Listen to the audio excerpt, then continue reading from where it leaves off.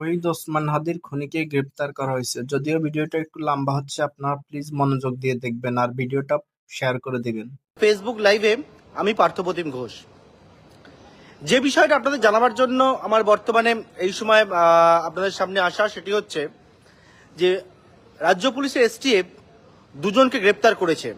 অত্যন্ত গুরুত্বপূর্ণ দুই গ্রেপ্তারি, এবং তাদেরকে বনগাঁতে গ্রেপ্তার করেছে। আপনারা নিশ্চয়ই দেখতে পাচ্ছেন। যে বিষয়ে আজকে জানাবো সেটি হচ্ছে বাংলাদেশে ওসমান হাদি খুন হয় গত বছর 12ই ডিসেম্বর, এবং সেই ওসমান হাদি খুনের ঘটনায় দুই অভিযুক্ত তাদেরকে গ্রেপ্তার করা হয়েছে।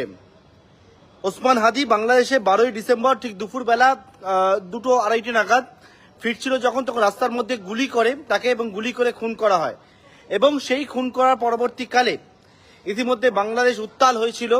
সেই ঘটনার পরবর্তীকালে দুজনের খোঁজে যখন বাংলাদেশে তাদের খোঁজ শুরু হয়েছিল, তাদের খোঁজ পাওয়া যায়নি। পরবর্তীকালে তাদের সন্ধান দেওয়ার জন্য একেবারে যে বিষয়ে অ্যাওয়ার্ড ঘোষণা করা হয়েছিল, এবং তার পরবর্তীকালে কিন্তু দুজনকে গ্রেপ্তার করা যায়নি বা ধরাও যায়নি।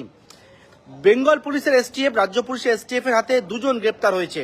কিভাবে গ্রেপ্তার, কিভাবে বাংলাদেশে খুনের পরে তারা ভারতে প্রবেশ করলো এবং বাংলাদেশে আশ্রয় নিল, সেই সমস্ত বিষয়টাকে আপনাদেরকে জানাবো।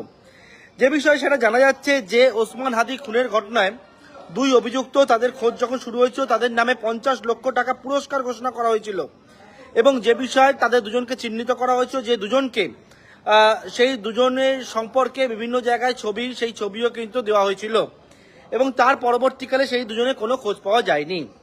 বেঙ্গল পুলিশের এসটিএফ বা রাজ্য পুলিশের এসটিএফ তারা গতকালকে রাত্রেবেলা গোপন সূত্রে খবর পায় একটা, যে বনগাঁ সীমান্ত সেই জায়গায় দুজন বাংলাদেশি তারা অবৈধভাবে ভারতবর্ষে প্রবেশ করেছেন, প্রবেশ করে সেখান থেকে তারা রয়েছেন, এবং সেই মতো সেই খবর পাওয়ার পর দুজনকে প্রথমে আটক করে।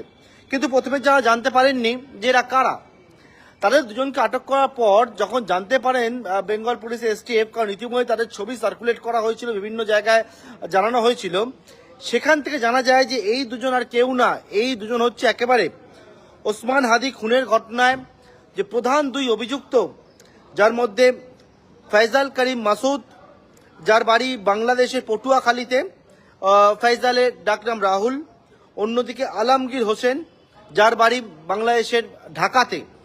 এই দুজন কিন্তু ওসমান হাদিকে খুনের পর তারা গা ঢাকা দেওয়ার জন্য বেআইনিভাবে অনুপ্রবেশ করে তারা ভারতবর্ষে চলে আসে।